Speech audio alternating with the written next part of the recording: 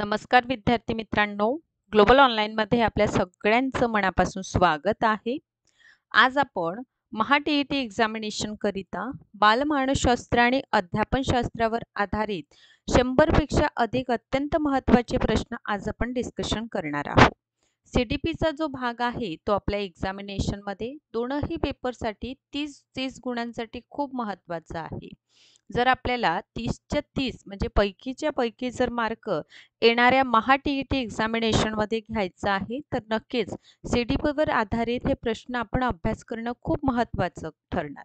मित्रांनो बघा, बालमानसशास्त्र आणि सोबतच अध्यापनशास्त्र हे दोनही असे टॉपिक आहे ज्यांवर इतके महत्त्वपूर्ण म्हणू शकता किंवा खूपच सी-डी-पी आपल्या सगळ्यांसाठी महत्त्वाचं ठरेल आणि 30च्या 30 गुण जर आपण मिळवायचं आहे, तर त्यासाठी आपण काय करायला हवं? फर्स्ट ऑफ ऑल तुम्हाला सगळे टॉपिक्स व्यवस्थित अभ्यास करणं खूप महत्त्वाचं आहे. फक्त टॉपिक अभ्यास करून होणार नाही. एम-सी-क्यू प्रॅक्टिसला सुरुवात करा आणि पी-वाय-क्यू सुद्धा सोबत सोडवत चला. पी-वाय-क्यूजचा अभ्यास केल्याने काय होतं? पी-वाय-क्यूज टॉपिक आपल्याला कळतात. प्रिव्हियस इयर्समध्ये कशा प्रकारचं प्रश्न आपल्याला विचारण्यात आलेले आहे ते सुद्धा त्यासोबतच आपल्याला स्पष्ट होत असतं.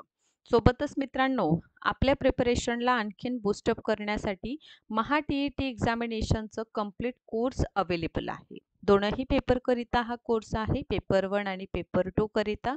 या कोर्समध्ये डेली बेसिसवर आपल्याला लाईव्ह सेशन्स मिळेल. लाईव्ह सेशन्स तुम्ही पाहिजे तितक्यादा रेकॉर्डेड फॉर्ममध्ये पाहू शकता. विविध रेफरन्स बुक वापरण्याचा आवश्यकता नाही. कंप्लीट नोट्स पेपर 1 आणि पेपर 2च्या दोनही पेपरच्या नोट्स तुम्हा सगळ्यांसाठी अवेलेबल आहे.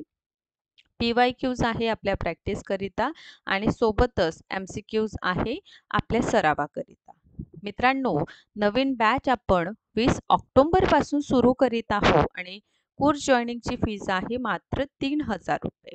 आजच आपण या ऑफिशियल नंबर्सवर कॉन्टॅक्ट करा आणि महा-टी-ई-टीच्या कोर्सला जॉईन करा. सुरू करूया. गेझेल यांनी विकासाची संकल्पना मांडताना डॅश यावर भर दिला.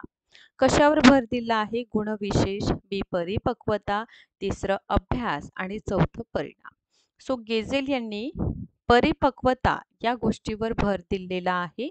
तर लक्षात घ्या, मानसशास्त्रज्ञ आर्नोस्ट गेझेल जे आहे यांनी बालविकासाची संकल्पना मांडताना सांगितलं की मुलांचा विकास मुख्यतः जैविक बायोलॉजिकल परिपक्वता जे आहे त्यावर अवलंबून असतं.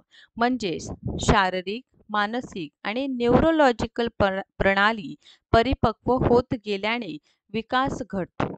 ठीक आहे.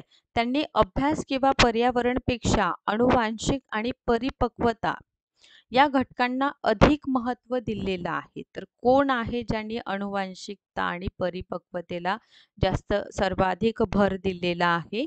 तर लक्षात घ्या, गेझेल यांनी अनुवांशिकता आणि परिपक्वतेला सर्वाधिक भर दिलेला आहे. समोर आहे, खाली दिलेल्या विधानांमध्ये वाढी संदर्भित कोणतं विधान हा योग्य आहे? ग्रोथ संबंधी सांगा. वाढ ही अनिश्चित स्वरूपाची असते. बी आहे, वाढ ही अनुवांशिक असते. तिसरं आहे, गर्भधारणेच्या वेळी गुणसूत्रांची मांडणीप्रमाणे वाढ होईल असं नाही. चौथा आहे, गुणसूत्रांच्या मदतीने तयार होणाऱ्या जैविक रचनेवर वाढ नियंत्रित नसते. योग्य उत्तर आहे, वाढ ही अनुवांशिक असते. वाढ हे जैविक व शारीरिक प्रक्रिया आहे, ज्यामध्ये अनुवंश व जैविक घटक जे आहे बायोलॉजिकल फॅक्टर अवलंबून असतं. म्हणजे पालकाकडून मिळालेल्या गुणसूत्रातील अनुवांशिक माहिती मुलांच्या उंची, मुलांचं वजन, शरीर रचना, अवयवांची वाढ इत्यादींवर परिणाम करीत असतं. या समोरचा प्रश्न आहे, शैशव अवस्थेमध्ये ज्या योगे बालक विचारांचं व आकलनाच्या वर्तमान रचनेमध्ये नवीन घटक किंवा अनुभव समाविष्ट करून घेतं व ज्यावेळी वर्तमान विचार पद्धतीनुसार एखाद्या उद्दीपकाचे किंवा घटनेचे संवेदन आकलन केलं जातं किंवा त्याला प्रतिक्रिया केली जाते, ही जी क्रिया आहे कधी घडतं? अभिमुखीकरण, आत्मसातीकरण, संधारण की समावेशन? तर हे आहे आत्मसातीकरण. तर मानसशास्त्रज्ञ जीन पियाजे यांच्या संज्ञानात्मक सिद्धांतानुसार बालक नवीन अनुभवांशी सामना करताना दोन जी प्रक्रिया आहे किंवा क्रिया आहे तो वापरतो. एक आहे आत्मसातीकरण, जेव्हा बालक नवीन अनुभव आपल्या आधीच्या विचार म्हणजे रचना जी आहे त्यामध्ये समाविष्ट करून घेत असतो. ते म्हणजे म्हणजे प्रिव्हियस जे काही नॉलेज आहे किंवा घटना आहे ते समोरच्या घटनेशी कोरिलेट करणं म्हणजे आत्मसातीकरण.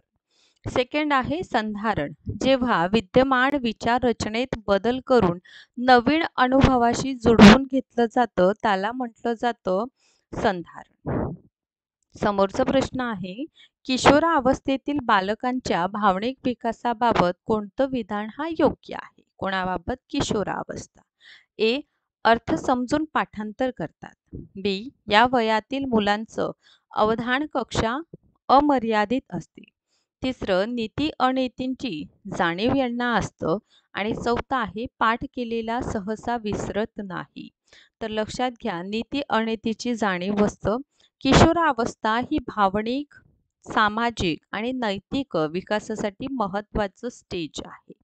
या वयात स्वतःची ओळख, मूल्य विचार, नीती अनीतींची जाणीव, नैतिक निर्णय क्षमता हे विकसित होऊ लागतात मुलांमध्ये, ठीक आहे, बाळांमध्ये. नेक्स्ट प्रश्नाकडे आपण वळूया. खाली दिलेल्या शैशव अवस्थेतील कारक कौशल्य विकासाच्या वैशिष्ट्यांपैकी कोणतं विधान हा अयोग्य आहे? शैशवावस्थेतील कारक कौशल्य. ए. नवजात शिशुला भावविश्व नसते.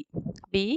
मुलांच्या वर्तनावर त्यांच्या मातापिता यांच्या वर्तनाचा प्रभाव असतो. तिसरा आहे, मुलांच्या हालचालींची वाढ पायापासून तर डोक्यापर्यंत होत जातं. आणि चौथा आहे, मुलांचं स्मरणशक्ती ही तीव्र असते. तर मुलांच्या वाढीची जी हालचाल आहे किंवा वाढ आहे ते पायापासून डोक्यापर्यंत होत जाते, हा अयोग्य आहे. कारण मानवी शरीर आणि कौशल्य विकासात हालचालीचं वाढ जी आहे ऑब्व्हियसली डोक्यापासून तर पायांपर्यंत होते. म्हणजे आधी डोकं आणि मान नियंत्रित होतात, नंतर खांदे, हात आणि शेवटी हे पाय. त्यामुळे चुकीचं जे आपलं ऑप्शन आहे ते ऑप्शन क्रमांक 3 आहे.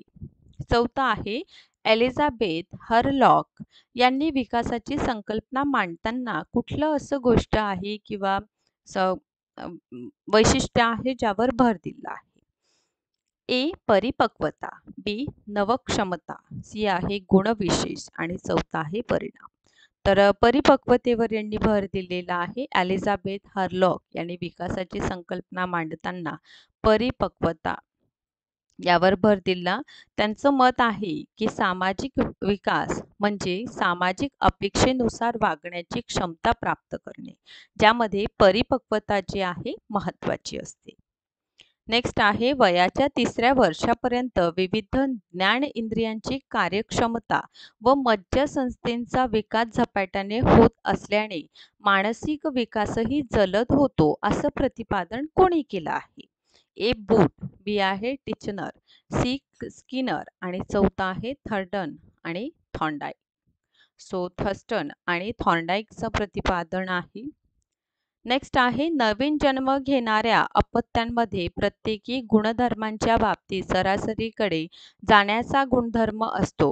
याला आनुवंशिकतेचा कुठलं नियम म्हणतात? समानतेचा, गुणधर्म बदलाचा, आदर्शीकरणाचा की परागामित्वाचा? तर हा परागामित्वाचा सिद्धांत आहे, ठीक आहे. फ्लेडर्सच्या आंतरक्रिया विश्लेषणाची खालीलपैकी कोणती मर्यादा योग्य आहे? ए. यात कृतीवर जास्त भर दिला जातो. बी. यामध्ये निरीक्षकास अनन्यसाधारण महत्त्व असतं. सी आहे, निरीक्षणावरून निष्कर्ष सहजपणे काढता येतात. की 4. या तंत्रात पाठाबद्दलचे निरीक्षण ताबडतोब विद्यार्थ्यांना सांगता येतात. योग्य उत्तर आहे, फ्लेडर्सच्या आंतरक्रिया विश्लेषणामध्ये आपल्याला मर्यादा जी दिसून येतं त्यामध्ये निरीक्षकास अनन्यसाधारण महत्त्व असतं. तर बघा, फ्लेडर्सचे आंतरक्रिया विश्लेषण शिक्षकांच्या कृतीवर लक्ष केंद्रित करते. त्यामुळे विद्यार्थ्यांच्या मानसिक प्रक्रियांचा विचार इथे कमी होतो. यालाच मुख्य मर्यादा असं म्हणलं जातं. समोरचा प्रश्न आहे, खालीलपैकी कोणत्या प्रतिमानांमुळे विद्यार्थ्यांचं भावनिक विकासाला मदत होऊन विद्यार्थी संयमाने वागतात, तणाव असलेल्या परिस्थितीत समतोल राखतात व आवश्यक तेथे पुढाकार घेऊन मदत करतात? ए. व्यक्तिगत विकास प्रतिमान, बी आहे वर्तन परिवर्तन प्रतिमान, तिसरा आहे ज्ञान प्रक्रियाकरण प्रतिमान आणि चौथा आहे सामाजिक आंतरक्रिया प्रतिमान. सो योग्य उत्तर आहे वर्तन परिवर्तन प्रतिमान. कसं तर बघा, व्यक्ती विकास प्रतिमान जे आहे, इंडिव्हिज्युअल डेव्हलपमेंट मॉडेल जो आहे, हा प्रतिमान विद्यार्थ्यांचं व्यक्तिमत्व आणि भावनिक विकासावर लक्ष केंद्रित करतो. संयम, तणाव नियंत्रण, सामाजिक समतोल, मदत करण्याची प्रवृत्ती हे गुण जे आहे विद्यार्थ्यांमध्ये विकसित करतो. समोरच्या प्रश्नाकडे जाऊया. अध्ययन अक्षमता असणाऱ्या मुलांच्या शिक्षणाविषयी खालीलपैकी कोणतं विधान हे अयोग्य आहे? आता 4 ऑप्शन आहे इथे. पहिला आहे, या मुलांना अध्ययनासाठी जास्त वेळ द्यावा. दुसरा आहे, या मुलांना मानसोपचार तज्ञाकडे न्यावे. तिसरा आहे, त्यांच्याकडे अमूर्ताकडून मूर्ताकडे न्यावे. की चौथं, वेगवेगळे स्मरण खेळ त्यांना द्यावेत. सो ऑब्विसली अध्ययन अक्षमता आहे तर त्यांच्यासाठी अमूर्ताकडून मूर्तेकडे जे आहे ते म्हणजे जे माहीत नाही त्याच्याकडून जे माहीत आहे, जे माहीत आहे त्यांच्याकडून जे माहीत नाही तिथपर्यंत नेणं. ठीक आहे, म्हणजे सोप्या गोष्टी करून कॉम्प्लिकेशन्स जे आहे किंवा कठीण गोष्टीकडे नेणं असं त्याचं अर्थ होतं. आता या मुलांना अध्ययनासाठी जास्त वेळ द्यावा लागतो कारण अधिक वेळ प्रशिक्षण देणे हे आवश्यक आहे. या मुलांना उपचार तज्ञाकडे न्यावं. ठीक आहे, म्हणजे ते मार्गदर्शन करू शकेल. त्यांच्यासाठी अमूर्ता करून मूर्ताकडे, म्हणजे कसं पहा, सोप्या गोष्टी करून जटिल गोष्टींकडे नेले जाते, पण इथे जे आहे उलट दिलं आहे, अमूर्ताकडून मूर्ताकडे म्हटलं आहे. ठीक आहे, त्यामुळे हा अयोग्य ठरतं. समोरचा प्रश्न आहे की इसवी सन 1957 मध्ये मूलग्रामित्व, ओघवतेपणा, लवचिकता व उत्पादकता हे निर्णायकतेचे घटक संशोधन करून पुढीलपैकी कोणत्या मानसशास्त्रांनी मांडलेला आहे? पर्टिक्युलर हे घटक जे आहे कोणी मांडलं? ए. किलफोर्ट, बी. टर्मन, सी आहे जॅक्सन व मेसिन आणि चौथा आहे गोपाळ एस.के. सो हे कोणी मांडलं आहे? गिलफोर्ट यांनी मांडलेलं आपल्याला दिसून येतं. सो गिलफोर्ट विषयी लक्षात घ्या. इसवी सन 1957 मध्ये गिलफोर्ट यांनी निर्णायकता, क्रिएटिव्हिटी संशोधन केले आणि त्याचे 3 मुख्य घटक मांडले. पहिलं म्हणजे मूलग्रामित्व, म्हणजे नवीन अद्वितीय कल्पना निर्माण करण्याची क्षमता म्हणजे मूलग्रामित्व. दुसरा आहे ओघवतेपणा, म्हणजे फ्लुएन्सी, कल्पना संख्या जी आहे ते जास्त असते म्हणजेच ओघवतेपणा. लवचिकता म्हणजे वेगवेगळ्या दृष्टिकोनातून विचार करण्याची क्षमता. चौथा आहे उत्पादकता, उपयोगी आणि परिणामकारक कल्पना तयार करणे. अशा प्रकारचं हे जे निर्णायकतेचा विचार आहे ते कोणी दिलेला आहे? किलफोर्ट महोदयाने दिलेला आहे. यानंतर आहे जोडी दिलेली आहे मानसशास्त्रज्ञ आणि त्यांनी दिलेल्या डेफिनेशन म्हणजे व्याख्या. नॉर्मन मन यांचं पहिलं, दुसरं ऑलपोर्ट आहे, तिसरं M.A. मे, देन आहे A. ट्रॅक्सलर. सो अनादर साइड व्याख्या आहे. पहिली व्याख्या, व्यक्तिमहत्व म्हणजे व्यक्तीचे सामाजिक. दुसरा आहे व्यक्तिमहत्व म्हणजे शरीर रचना, वर्तन विशेष, रुची आणि अभिवृत्ती, कृती क्षमता, कर्तृत्व, कला विशेषण यांचं गुणफळ. क आहे व्यक्तिमत्व म्हणजे सामाजिक परिस्थितीत घडणाऱ्या व्यक्तींच्या वर्तनाची गोडाबेरीज. आणि चौथा आहे मानसिक यंत्रणांची संघटना म्हणजे व्यक्तिमत्व. योग्य उत्तर काय येईल? ऑब्विसली नॉर्मल मन यांचं आहे. व्यक्तिमत्व म्हणजे काय तर शरीर रचना, वर्तन विशेष, अभिरुची, अभिवृत्ती म्हणजे हे सगळे जे कला विशेषण आहे त्यांचं गुंफण आहेत अशा प्रकारे त्यांनी डेफिनेशन केलेली आहे. दुसरा आहे ऑलफोर्ट यांची मानसिक यंत्रणांची संघटना म्हणजे व्यक्तिमत्व होय. तिसरं आपल्याला दिसून येतं एम ए मे यांचं व्यक्तिमहत्व म्हणजे व्यक्तीचं सामाजिक होय. आणि ए ए ट्रॅक्सलर यांचं व्याख्या आहे व्यक्तिमहत्व म्हणजे सामाजिक परिस्थितीत घडणाऱ्या व्यक्तीच्या वर्तनांची गोळाबेरीज. ठीक, चला समोर आहे प्रायोगिक पद्धतीविषयी खाली दिलेल्या बाबीतून कोणती बाब हे अयोग्य आहे. पहिलं, या पद्धतीत पूर्वनियोजित वर्तनांचं वस्तुनिष्ठ निरीक्षण केलं जाते. दुसरं आहे या पद्धतीत किमान 2 व्यक्तींची गरज असतं. तिसरं आहे प्रयोजकाने प्रयोज्यावर पूर्ण नियंत्रण ठेवणे आवश्यक आहे. आणि चौथा ऑप्शन आहे या पद्धतीत फक्त जिवंत प्राण्यामात्रांवरच प्रयोग केलं जातं. So particular experimental research method जी आहे त्यावर विचारलेलं आहे. तर लक्षात घ्या प्रयोजकाच्या प्रयोगावर पूर्ण नियंत्रण ठेवणे आवश्यक आहे हे इथे अयोग्य आहे. का बरं? कारण या पद्धतीत पूर्वनियोजित वर्तनांचं वस्तुनिष्ठ निरीक्षण केलं जातं. कुठल्याही प्रयोगामध्ये जे आहे ऑब्झर्वेशन हे खूप महत्त्वाचं ठरतं. ऑब्व्हियसली गोष्ट आहे जर प्रयोग करीत आहोत तर एकट्या व्यक्तीवर प्रयोग करू शकत नाही. सो दॅट्स वाय 2 किंवा अधिक व्यक्तींचं इथे आवश्यकता आहे. प्रयोजकाचं पूर्ण नियंत्रण ठेवणे आवश्यक आहे. तर हे मुख्य वैशिष्ट्यांमध्ये येतं. यामध्ये फक्त जिवंत प्राणी मात्रांवर प्रयोग केलं जातं हे अयोग्य आहे. ठीक आहे. प्रायोगिक पद्धतीमध्ये मानव प्राणी विशिष्ट परिस्थिती जे सिम्युलेशन आहे यावर देखील प्रयोग केलं जातं. नंतरचा प्रश्न आहे खालीलपैकी कोणत्या स्त्रावामुळे व्यक्तीमध्ये चैतन्य निर्माण होतो आणि त्यांचे प्रमाण अधिक झाल्यास मुले जे आहे आपले वर्तन अति उत्साही मुले का बरं बनतात. ठीक आहे. सो हा लेसन खूप महत्त्वाचं ठरेल. ए आहे कॉर्टिसोन, देन आहे एंट्रिनल, थर्ड आहे इन्सुलिन आणि फोर्थ आहे थायरॉक्सिन. सो अतिउत्साहीपणा कधी वाढतो जेव्हा ऑड्रिनल यांचं प्रमाण वाढेल तेव्हा आपण अतिउत्साही होतो. ठीक आहे. सो ऑड्रिनल ग्रंथी जे आहे यामध्ये स्त्रावणारे हार्मोन्स आपलं जे उत्साहीपणा आहे ते वाढवत असतात. देन खालीलपैकी कोणत्या गरजांपैकी व्यक्तिगत गरज आहे. ठीक आहे. व्यक्तिगत म्हटलेला आहे. प्रतिष्ठा, सुरक्षा, जोडीदारांची गरज की परावलंबित्व. सो व्यक्तिगत गरज आहे प्रतिष्ठा. ठीक आहे. चला तर इंडिव्हिज्युअल नीड्स म्हणजे व्यक्तींच्या स्वतःच्या विकासाशी स्वयंपूर्ततेसाठी आत्मसंतुष्टीसाठी संबंधित. प्रतिष्ठा ही व्यक्ती स्वतःचा आदर स्वतःचा सन्मान सामाजिक मान मिळवण्यासाठी हे व्यक्तिगत गरजामध्ये आपण याला म्हणू शकतो. आता जोडीदारांची गरज ही सामाजिक किंवा संबंधांचं गरज म्हणू शकतो आपण. सुरक्षा ही प्राथमिक किंवा भौतिक गरज आहे.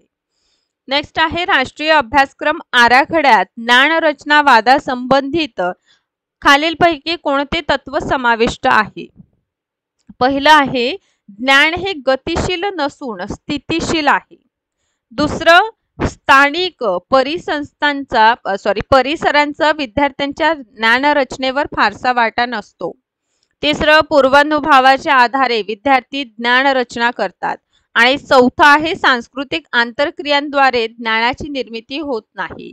सो दोनही वाक्य इथे नेगेटिव्ह आहे आणि इथे आपल्याला काय बरोबर आहे असं विचारलेलं आहे तर नेगेटिव्ह ऑब्व्हियसली इथे कटच होऊन जाईल.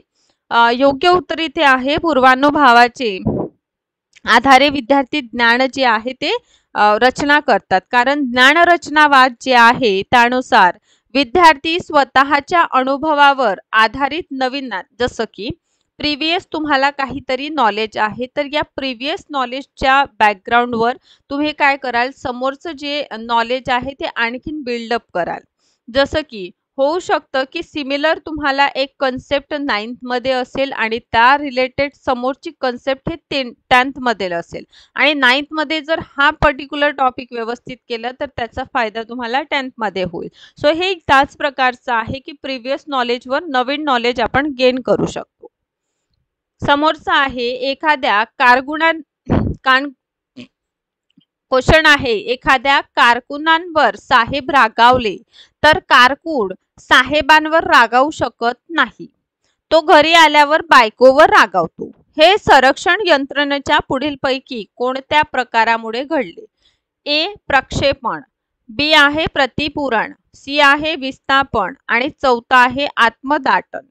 सो हे विस्थापन आहे. एकाचा राग दुसऱ्यावर काढण्या टाईप हा प्रकार आहे. विस्थापन म्हणजे काय होतं तर बघा, विस्थापन म्हणजे व्यक्ती आपलं राग, ताण, मानसिक जे काही भावनात्मक प्रतिक्रिया आहे ते व्यक्त करू शकत नाही. ठीक आहे. सो त्याला म्हटलं जातं विस्थापन. ऑब्व्हियसली बॉसने रागवल्यानंतर तो काही बोलणार नाही, पण नक्कीच तो काय करू शकतो, घरी जाऊन आपल्या घरच्यांवर ओरडेल. ठीक आहे. नेक्स्ट आहे विद्यार्थ्यांच्या मनातील चिंता, भीती, दडपण, गैरसमज इत्यादी दूर करून त्यांच्या वागणुकीत सुधारणा घडवून आणणे किंवा समायोजन क्षमता वाढवणे हे कोणत्या पद्धतीमध्ये साध्य होतं? ए. संशोधनात्मक मुलाखत, बी आहे निदानात्मक मुलाखत, तिसरा आहे उपचारात्मक मुलाखत आणि चौथा आहे माहितीपर मुलाखत. तर हे उपचारात्मक मुलाखतीचा भाग आहे, कारण उपचारात्मक मुलाखत ही विद्यार्थ्यांमधील जे मानसिक तणाव आहे, त्यांच्या अंतर्गत जे चिंता आहे, भीती किंवा जे काही गैरसमज असेल ते दूर करण्यासाठी असतं. यामुळे विद्यार्थ्यांच्या वागणुकीत सुधारणा, भावनिक समायोजन आणि सामाजिक कौशल्यांचा देखील विकास होतो. समोरचा आहे इयत्ता 7वी मधील 50 विद्यार्थ्यांमध्ये सचिनने गणितांचं गुणानुक्रम जे आहे 4 होता, तर त्याचं शततमन क्रम किती? तर 8, 10, 2 आणि 6, तर त्याचा क्रम होता 8. किशोरावस्थेत औपचारिक शिक्षणाला सुरुवात झाली की पुढीलपैकी कोणती गोष्ट आपल्याला टाळायला हवी? कोणत्या वयात? पौगंडावस्था किंवा किशोरावस्थेत. ए. लेखन, वाचन या कौशल्यावर भर द्यावा. बी आहे शालेय तासिका मोठ्या कराव्यात. तिसरा आहे अध्यापनात कृतीला जास्त प्राधान्य द्यावे. आणि चौथा आहे नाटकीकरणामध्ये भाग घेण्याची संधी मुलांना द्यावी. तर योग्य उत्तर आहे शालेय तासिका मोठ्या कराव्यात.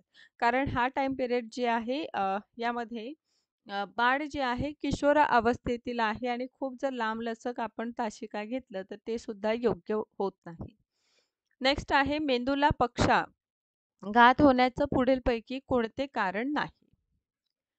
ए आहे गर्भवती स्त्रीने घेतलेले औषधे, बी मातेला गर्भावस्थेत झालेला आजार, तिसरा आहे अपघातामुळे मेंदूला झालेली इजा, की चौथा आहे कवटीचा आकार मोठा असणे. तर बघा, मेंदूचं पक्षपात होण्याचं कारण नाही, तर कवटीचा आकार मोठा असणे हा मेंदूला पक्षपात होण्याचं कारण नाही.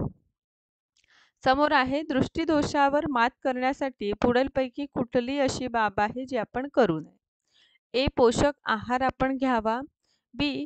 डोळ्यावर प्रखर सूर्यप्रकाश टाळावा. तिसरं पुस्तक जवळ घेऊन वाचावे, की चौथं डोळ्यावर जास्त ताण देऊ नये. तर ऑब्व्हियसली दृष्टिदोष आपल्याला मात करायचा आहे, तर आपण पुस्तक जवळ घेऊन घेऊन न वाचावे. ठीक आहे. नेक्स्ट आहे हॉरवर्ड आणि रॉथवे यांच्या मते शारीरिक विकासाचा वेग डॅश वर्षापर्यंत खूप असतो. एक वर्ष, दुसरं 2 वर्ष, 3 वर्ष की 4 वर्ष. सो हार्वर्ड आणि रॉथवे यांच्या मते शारीरिक विकासाचा वेग जो आहे ते 2 वर्षापर्यंत खूप असतो. समोर आपल्याला जोडी लावायचा आहे. अर्धकामधील काही मूलभूत प्रतिक्षेप क्रिया आहे आणि त्या क्रियांचं आपल्याला संभवित कार्य कुठलं आहे ते ओळखायचं आहे. हे आहे प्रतिक्षेप आणि हे त्यांचं कार्य. पहिलं आहे चकित होण्याची क्रिया करणे. बी. पोहण्याची क्रिया करणे. तिसरं आहे मुळापासून डोळे हलवणे आणि चौथा आहे पाऊल टेकवणे. अनादर साइड आहे अन्न सेवन, दुसरा आहे स्वावलंबन, चौथा आहे तिसरा आहे धोका टाळणे आणि चौथा आहे संरक्षण. सो ऑब्व्हियसली चकित होण्याची प्रक्रिया करणे म्हणजेच संरक्षण. देन पोहण्याची क्रिया करणे म्हणजे धोका टाळणे. मुळापासून डोके हलवणे म्हणजे अन्न सेवन आणि पाऊल टेकवणे हे आहे स्वावलंबनची क्रिया किंवा कार्य.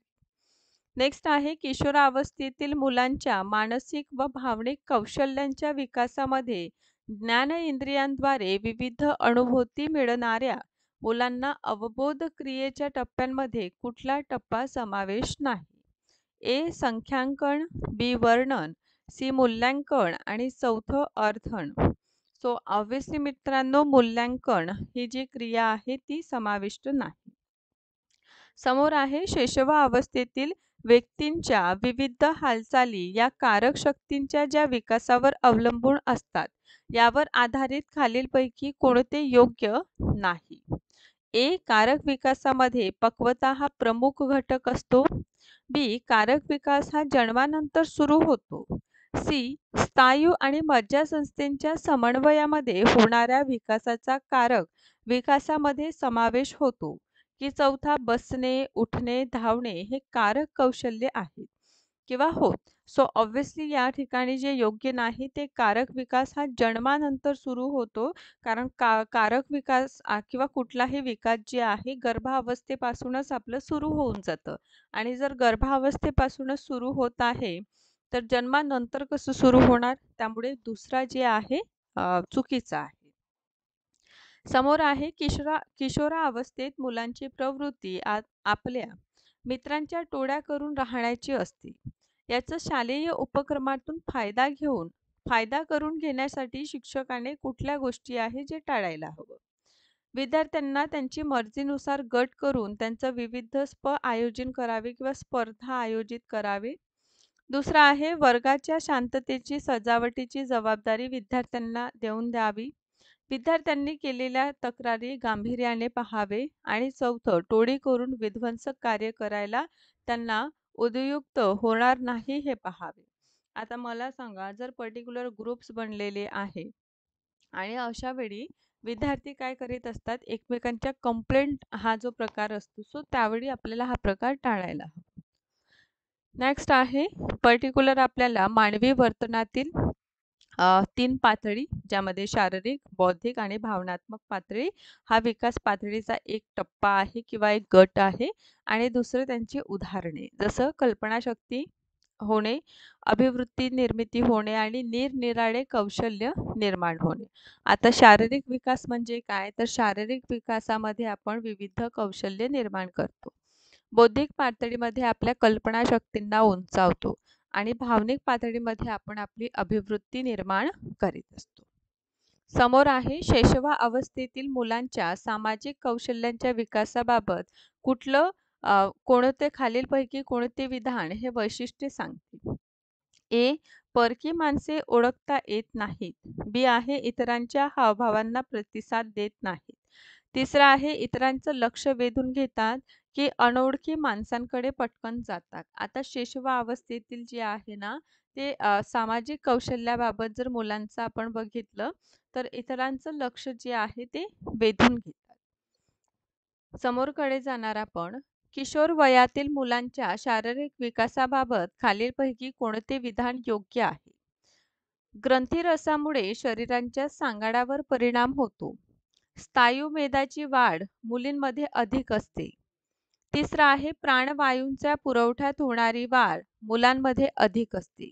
आणि चौथा आहे मुला-मुलींची शारीरिक वाढ समतुल्य असल्याने शारीरिक शिक्षणातील क्रिया समान असतात. सो इथे योग्य आहे ग्रंथिरसांमुळे शरीराच्या सांगाड्यावर सांगाड्यांवर परिणाम होतो. समोर आहे कुमारावस्थेत कुमार-कुमारींच्या अंतःस्राव्य ग्रंथीचा बदल पुढील बाबींमुळे घडून येतो. 4 इथे आपल्याला घटक आहे, ज्यामध्ये पहिला आहे शारीरिक बदल झपाट्याने होतात.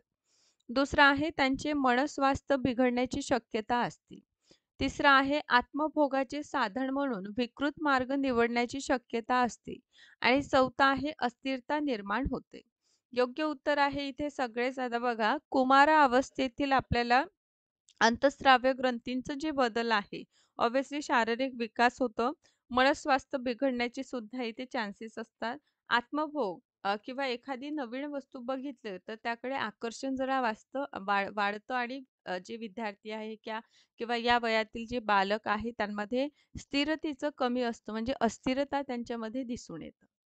समोर आहे किशोरावस्थेतील मुलांच्या खालील बाबींपैकी कोणतं विधान यापैकी 4 विधानांपैकी योग्य आहे?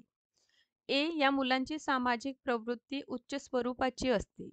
दुसरं त्यांचं नैतिक वर्तन संघप्रियतेवर अधिनिष्ठ नसते.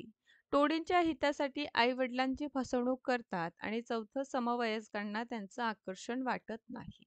तर इथे जे आहे योग्य आहे ते कुठलंही म्हणजे हा जो पर्टिक्युलर असा टाईम पिरियड आहे ज्यामध्ये जे स्टुडंट आहे किंवा बालक आहे त्यांची प्रवृत्ती जे आहे ते पर्टिक्युलर एखाद्या मित्राच्या हितासाठी ते काहीही करू शकतात. ठीक आहे. मग ते आई-वडिलांना, फॅमिलीजला फसवणं का असू नये. खाली दिलेल्या विधानांपैकी कोणते विधान शिशु अवस्थेतील कारक विकासाचं वैशिष्ट्य आहे? मुलांचा शारीरिक मुलांच्या हालचालींची वाढ पायापासून डोक्यापर्यंत होते. बी आहे स्मरणशक्ती तीव्र असते. तिसरा आहे 4-6 महिने वयाच्या बालकांना भीती वाटते. आणि चौथा आहे वेळेबाबत सबोध नीट झालेला असतो. तर लक्षात घ्या 4-6 महिने वयाच्या बालकाला भीती वाटतं. कुमारावस्थेत विद्यार्थ्यांचं अध्यापन करताना कुठल्या गोष्टींचा आपण विचार करायला हवं? कुठल्या अवस्थेतील आहे? कुमारावस्थेत. शिक्षकांनी वर्गात एकात्म पद्धतींचा अवलंब करावा. बी आहे विद्यार्थ्यांच्या कल्पनाशक्तींचं प्रकटीकरण टाळावे. तिसरा आहे शिक्षकांच्या आचार व विचारात विसंगती नसावी. चौथा आहे मुला-मुलींचं एकत्र बोलण्याची संधी देऊ नये. तर कुमारावस्थेमध्ये शिक्षकांच्या आचार आणि विचार यात विसंगती नसायला हवी. समोरचा प्रश्न आपल्याला आहे, खाली किशोरावस्थेतील मुलांच्या मानसिक आणि भावनिक कौशल्याविषयक दिलेल्या विधानांमध्ये कोणती विधाने हे ट्रू आहे, सत्य आहे? कुठलं म्हटलेलं आहे? किशोरावस्थेत. आता खूप व्यवस्थित हे टप्पे आपल्याला अभ्यास करायचा आहे, विकासाचे टप्पे. या अवस्थेतील मुलांचं नवीन मित्र मिळवण्यासाठी विशेष लक्ष असतं. सभोवतालच्या मूर्त वस्तूंबद्दल संकल्पना जागरूक झालेल्या असतात. या मुलांचे अवधान कक्षा अविस्तारित असते आणि चौथं नीती अनीतींची कल्पना ठाम झालेल्या असतात. सो लक्षात घ्या या वयामध्ये जे आहे ना नवीन मित्रांकडे अट्रॅक्शन, मित्र-मैत्रिणींकडे अट्रॅक्शन वाढणं किंवा जे एखादी वस्तू आहे किंवा सभोवतालचं वातावरण किंवा नवीन काही जाणून घेण्याची इथे आपल्याला वृत्ती या वयामध्ये किशोरावस्थेमध्ये दिसून येतं. शैशवावस्थेतील बालकांचा विकास होण्याच्या दृष्टीने पुढीलपैकी कोणत्या बाबी योग्य आहे? कुठलं अवस्था? शैशवावस्था. शिशु शाळेतून दिले जाणारे शिक्षण हे औपचारिक स्वरूपाचे असावे. दुसरा आहे शैक्षणिक कार्यक्रमाची कालमर्यादा ही कमी वेळाची असावी. तिसरा आहे बालकांना चांगल्या सवयी लावाव्यात आणि चौथा आहे बालकांकडून अनेक कृती करून घ्याव्यात. सो लक्षात घ्या या वयामध्ये आपण काय बघतो तर शैक्षणिक कार्यक्रमाची कालमर्यादा कमी वेळेची असते. कारण हा वय जो आहे खूप वेळपर्यंत बालक बसत नाही. दुसरं बालकांना चांगल्या चांगल्या सवयी लावाव्यात आणि तिसरं म्हणजे अनेक गोष्टी जे आहे बाळांकडून इथे करून घेतल्या जातात. समोरचं आहे कुमारावस्थेतील मानसिक व भावनिक विकासासंदर्भात खालीलपैकी कोणतं विधान जे आहे असत्य आहे? ए या वयातील मुले आदर्शीच्या शोधात असतात. दुसरं या वयात भिन्नलिंगी आकर्षण वाढतं. या वयात शब्दसंपत्ती वाढवण्याकडे लक्ष असतो किंवा कल असतो आणि या वयातच मुलं जे आहे बंडखोर देखील होतात. सो ऑब्व्हियसली मित्रांनो योग्य उत्तर आहे या वयात शब्दसंपत्ती वाढवण्याकडे विद्यार्थ्यांचं जे आहे कल असतो हा असत्य इथे विधान आहे. विकास ही संकलित स्वरूपाचा असतो म्हणजे काय? तर विकास हा दृश्य स्वरूपाचा असतो. दुसरं काय म्हणतो तर विकास हा दृश्य आणि अदृश्य परिणामातून घडून येतो. तिसरं आहे विकास हे एक अदृश्य असतं आणि चौथं विकास हा वाढीच्या स्वरूपात घडून येतं. तर विकास हा संकलित स्वरूपाचा असतो म्हणजे काय? तर विकास हा दृश्य आणि अदृश्य परिणामातून घडून येत असतो. डेव्हलपमेंटचं इथे आपल्याला मीनिंग जे आहे ते विचारलेलं आहे.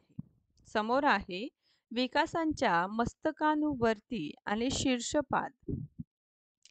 या तत्वानुसार बालकांच्या विकसित बदलांची दिशा ही जमिनीकडून आकाशाकडे असते. शरीराच्या मध्यभागापासून बाह्य भागांकडे असतं. डोक्यापासून पायापर्यंत असते की प्रजनन संस्थेकडून डोक्याकडे असते?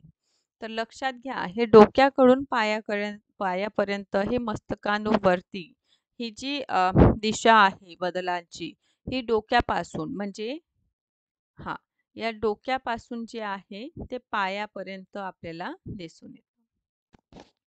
समोरच्या प्रश्नाकडे आपण वळूया. विकासाच्या अक्षांवरती किंवा केंद्रीय परिसरीन तत्वानुसार बालकांच्या वैकासिक बदलांची दिशा ही प्रजनन संस्थेकडून डोक्याकडे असते. दुसरा आहे डोक्याकडून पायाकडे असते. तिसरं शरीराच्या मध्यभागाकडून बाह्य भागांकडे होतं आणि चौथं आकाशाकडून जमिनीकडे होते. सो शरीराच्या मध्यभागाकडून हे अक्षाणूवरती ही जी वैकासिक बदल आहे ते शरीराच्या मध्य भागाकडून बाह्य भागांकडे होताना दिसून येतं. मस्तकाणूवरती आणि अक्षाणूवरती तत्वे ही काय दर्शवतात? विकासाचा आकृतिबद्ध आणि त्यांची दिशा, व्यक्तिभेदाचे स्वरूप, तिसरं व्यक्तिमत्वाचे स्वरूप आणि मानसिक आरोग्य. तर मस्तकांवरती म्हणजे हे डोक्यापासून तर पायापर्यंत आणि शरीराच्या मध्यभागापासून तर बाह्य भागापर्यंत विकास जे आहे ते अक्षाणूवर्ती तत्वामध्ये आपण अभ्यास करतो. सो विकासाचा आकृतिबद्ध व त्याची दिशा हे काय करीत आहे? दर्शवित आहे. विकास हा स्थूलांकडून सूक्ष्मांकडे होतो. याचा अर्थ काय? बालक सुरुवातीला ढोबळ क्रिया करते. दुसरं, बालक सुरुवातीस सूक्ष्म क्रिया करू लागते. तिसरं आहे बालक सुरुवातीला ढोबळ क्रिया करून त्यानंतर त्यातील सूक्ष्म जे कौशल्य आहे ते आत्मसात करते. की चौथं, बालक सुरुवातीला सूक्ष्म कौशल्यात्मक प्रक्रिया करू लागल्यानंतर त्या ढोबळ प्रक्रिया करायला लागतात. सो बालक जे आहे सुरुवातीला ढोबळ क्रिया करून त्यातील सूक्ष्म कौशल्य स्वतः आत्मसात करीत असतो. नेक्स्ट आहे कुमारावस्थेत मानसिक वादळाचं व भावनिक ताणाचा कालखंड का बरं म्हणतात किंवा कोणी म्हटलं आहे? स्टॅनले हॉलने, जीन पियाजे, कोडार्ड आणि चौथा आहे कोल्डबर्ग. तर स्टॅनले हॉल यांनी हे म्हटलेलं आहे. डॉक्टर आर्मस्ट्रॉंग यांनी शास्त्र किंवा विज्ञान या विषयाच्या अध्यापनासाठी आणि विद्यार्थ्यांचं तर्कशुद्ध विचारांचा विकास होण्यासाठी खालीलपैकी कोणती पद्धत शोधून काढली? आता इथे बघा 4 ऑप्शन आहे: चर्चासत्रे, परिसंवाद, संशोधन आणि व्याख्यान पद्धती. सरळ विचारलेला आहे डॉक्टर आर्मस्ट्रॉंग यांनी कुठली पद्धत जी आहे शोधलेली आहे. तर लक्षात घ्या, परिसंवाद पद्धती योग्य उत्तर आहे. कारण डॉक्टर आर्मस्ट्रॉंग यांनी शोधून काढलेली शिक्षण पद्धत म्हणजे संशोधन पद्धत आहे, ज्यामध्ये विद्यार्थी स्वतः प्रयोग करून निरीक्षण करून शिकतात. या व्यतिरिक्त तर्कशुद्ध जी विचारशक्ती आहे, लॉजिकल थिंकिंग जे आहे ते डेव्हलप होण्यासाठी हे मदत करतं. समोरचा प्रश्न आहे, स्किनरच्या मते मुलांचं अध्ययन कच्चे राहण्याचे कारण त्यांचं प्रबलीकरण न होणे. या संदर्भात कोणतं जे विधान आहे या 4 विधानांपैकी योग्य नाही? प्रबलीकरण न होण्याचे कारण प्रोत्साहनाचा प्रभाव असते. बी, प्रत्येक विद्यार्थ्यांचं अध्ययन क्षमता सारख्या दर्जाची पातळीची असणे. तिसरा आहे अध्ययन घटकांच्या सरावांचा अभाव असणे. आणि चौथा आहे व्यक्तिगत अध्ययन पद्धतीचं सोय केल्यास प्रबलीकरण चांगले होते. तर लक्षात घ्या, कोणतं योग्य नाही? प्रत्येक विद्यार्थ्यांचं अध्ययन क्षमता सारखी दर्जाची किंवा पातळीची असते. आता मला सांगा, फॉर एक्झाम्पल आपला हा क्लास आहे आणि आपल्या क्लासमध्ये 16 स्टुडंट आहे. आता एखादी घटक जर मी तुम्हाला समजून देत आहे तर तो घटक जे आहे सगळ्यांना सारखा समजेल का? किंवा हे जे विद्यार्थी आहे सगळे 60ही विद्यार्थी फर्स्ट रँक वालेच आहे का?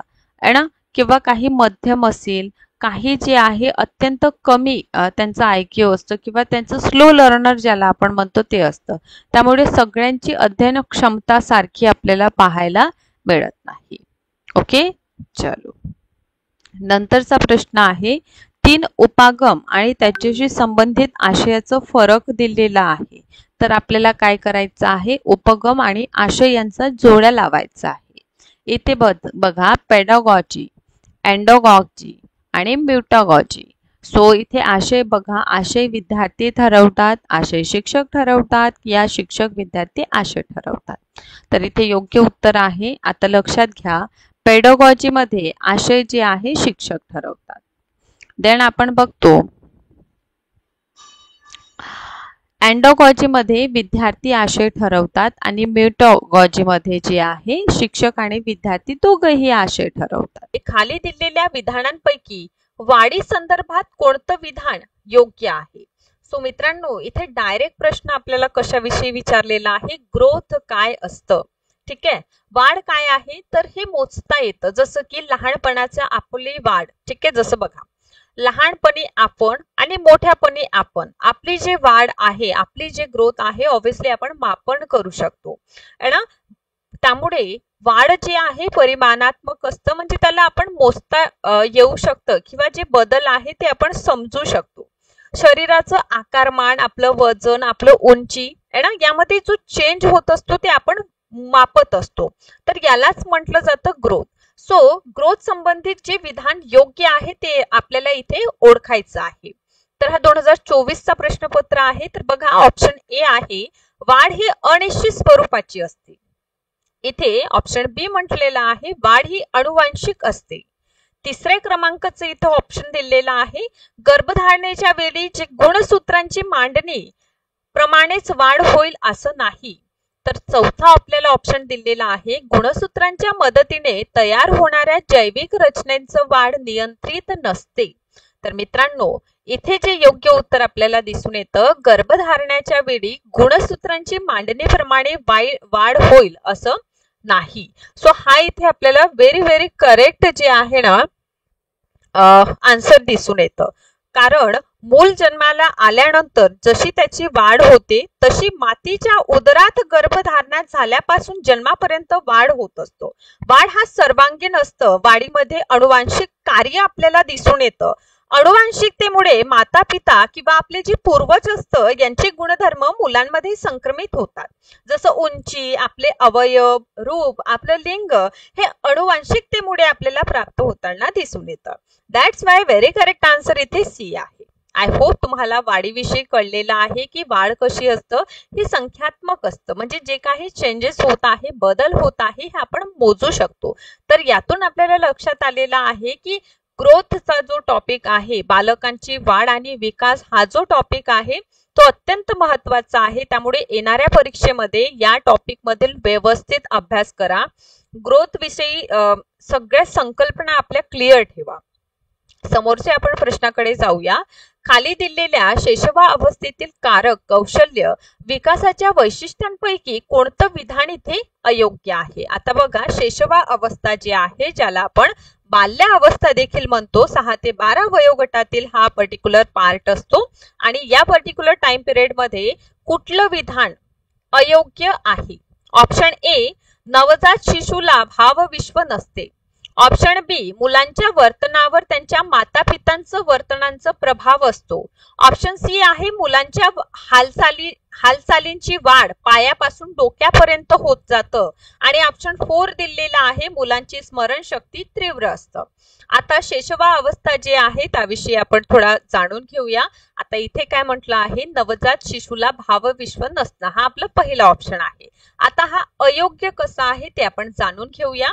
यातून मित्रांनो आणखीन एक महत्त्वाची गोष्ट आपण म्हणू शकतो की विकासाच्या ज्या अवस्था आहे, बालकांच्या विकासाचे जे टप्पे आहे, कालावधी आहे, मग ते जन्मपूर्व अवस्था असू द्या किंवा जन्मोत्तर अवस्था असू द्या, हा पर्टिक्युलर टॉपिक व्यवस्थित करा. बघा, शैशवा अवस्था काय आहे, तर शैशवा अवस्थेमध्ये आपण बघतो की जन्मापासून तो 2 वर्षापर्यंत जे आहे पर्टिक्युलर आपलं शैशवा अवस्था आहे. 1 ते 5 वर्ष आपण याला गृहीत धरूया. नवजात बालकांचं इथे जे वजन असतं, वजन आहे ना, उंची जे आहे, हे सगळ्या गोष्टी इथे आपण पाहतो. या व्यतिरिक्त आपण जे आहे, हे लहान बाळ जे आहे ना, प्रदीर्घ काळपर्यंत झोपत असतात, बरोबर. त्यांचं होठ बघा, ते जांभया देतात, शिंकतात, ते भावदर्शन आपल्या समोर प्रकट करतात, गदगदणे, त्यांचं हसणं, हे सगळं काय आहे, ऑब्विसली भावना आहे. आणि इथे काय म्हटलेलं आहे, नवजात शिशूला भावविश्व नसतं, ऑब्विसली त्यांना इमोशन आहे. So that's why very correct answer is a.